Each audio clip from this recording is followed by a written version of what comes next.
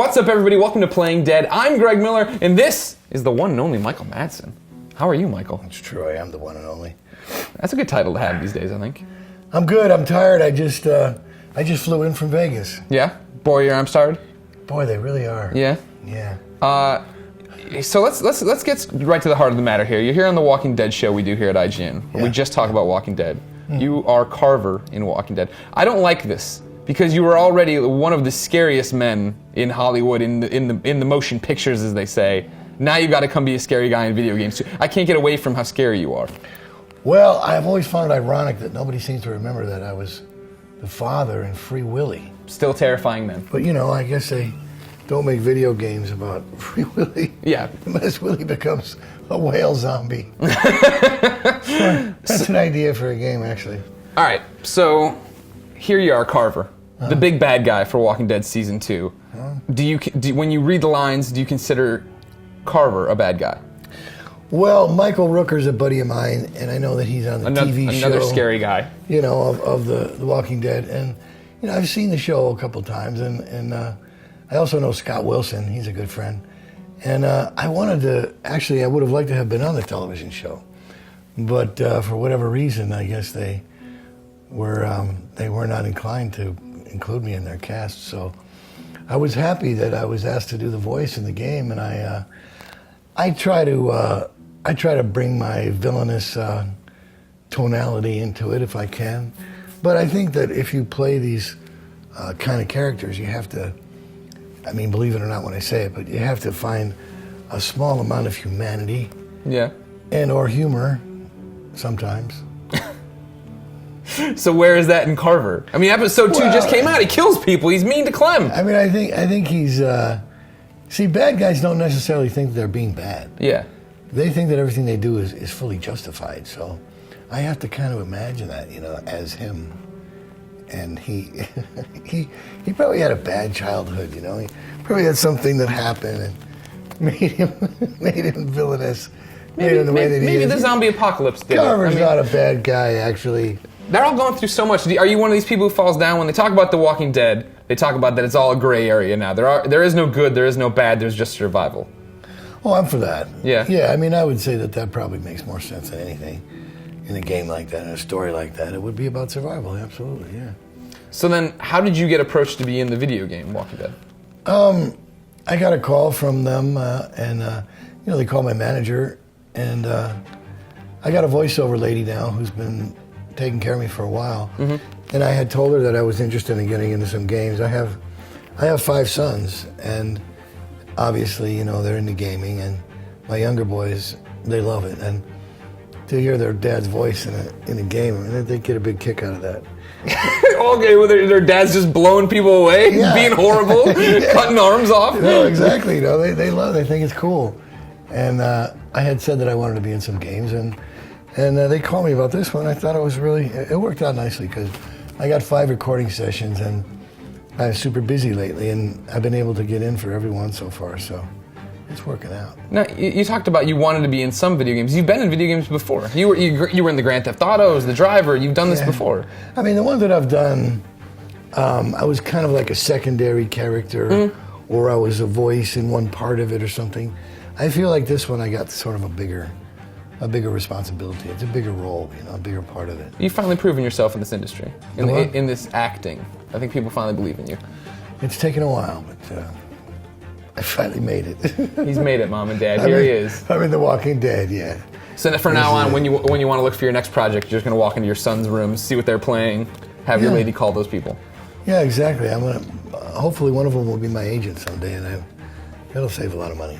I won't have to pay any commissions. I like that. You're not putting your children into the acting biz as much as putting them on the other side of it. They can represent me, yeah. That's a good way to be. Give my dad a job, damn it.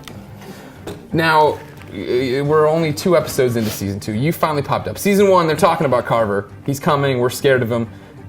Episode 2, he shows up. He's an angry man. Now he's going to go further. He's got these people coming back to his camp.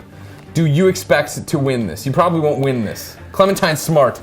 Well, you know, I got to be crafty, and I got to make sure I pay attention to what's going on around me, and at the end of the day, I'm the victim of the writing. So believe me, I'd like to persevere and survive and take over the whole thing. But when you talk to those writers, just keep bringing up, my 5 young children love this game and they need to eat. And I think, Carver probably should get his own spin-off game. I just did an episode of Hawaii Five-0, and it was just on last week, and I had told them from the beginning, give me some more episodes. Yeah. Give me an arc of character on this damn thing. But they just brought me in, and, I go down in a hail of gunfire at the end, so. Spoilers. You got that in your DVR, sorry. I want to add, I'd like to stay with this for a little while, actually. Do you like doing the video games more or traditional acting?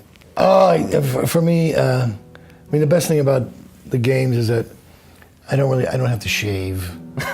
I could come here in my pajamas and do it, basically. The only reason I wore anything decent this afternoon was for this, You don't have to. You can take it all off. It's no big deal. Don't worry. I'll be in a robe next time. Yeah, okay, good. Yeah, with a long Jesus beard. Yeah. I get a big kick out of it. Voice stuff is fun. The finished product is great. It's always, I get a kick out of that. It's not easy. I'm not going to pretend. It's very meticulous stuff. You got to be on your game. Is it harder than traditional acting, getting in front of the camera, doing a feature film? You have less to work with, right? It's just your voice. Like today, you're off in the VO booth all by yourself. There's no one really there to bounce off of. A lot of people, when they get in front of a camera, do really strange things. I've noticed over the years. Everyone thinks they can do it, but as soon as they hear that action, people tend to do some bizarre things. But at least when I'm in the booth by myself, I don't have to worry about that. Right. Yeah. All right. Well, Michael Madsen, it's been a pleasure. You still scare me. You scare me in the game. Everyone should be playing it, of course. If you're watching Playing Dead, I don't know why you'd be watching Playing Dead if you're not playing The Walking Dead. But where can people look for you next? What's your next project? Go ahead, pimp your wares. Where should everybody go to find you? Well, my good buddy Quentin Tarantino recently called me, gave me a script for a Western. I'm hoping we're going to do at the end of the year. And I just finished a picture about the Binions in Las Vegas, the Binion family. I played Ted Binion. And I got a television series called Stray Bullet that I've had for about 5 years. And it looks like it's getting put together as a network or cable series. So you said everybody forgets about the Free Willy, Stray Bullets, and then the Binion. I think I see why. When is the next Free Willy coming? When is the next Heartwarming? Willy 3 will be in your theaters in 2027. The second Free Willy, by the way, all those whales were animatronic. They were all robots. I see it, and that's when I missed it. I missed the days of the practical effects when it was just going to be a real whale. Have you seen Blackfish, by the way? I have not yet. It's on my Netflix queue. Here's my problem. Well, I wouldn't. If that had come out before Free Willy, I doubt whether anyone would have went to see Free Willy.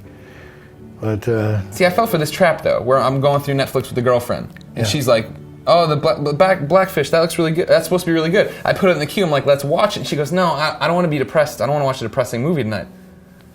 Guess how many times we turn on Netflix and Christine's like, "Let's watch a depressing movie." 0. Fell for the bait and switch. I should have just watched it on my own without her in the room. Now it's on there though. I can't watch it without her. I'm trapped, everybody. I'm always up for a nice guy role. I did Thelma and Louise. You were a nice guy. I did Species, the Mulholland Falls. You were awesome in Species. I was Kevin Costner's brother in Wyatt Earp. Walked down to the OK Corral. I've done some interesting things, but I'm happy for now. All right. It's good. Well, thank you so much for your time, Michael. Everybody, make sure you keep coming back to IGN for everything about The Walking Dead and this here Playing Dead we do all the time.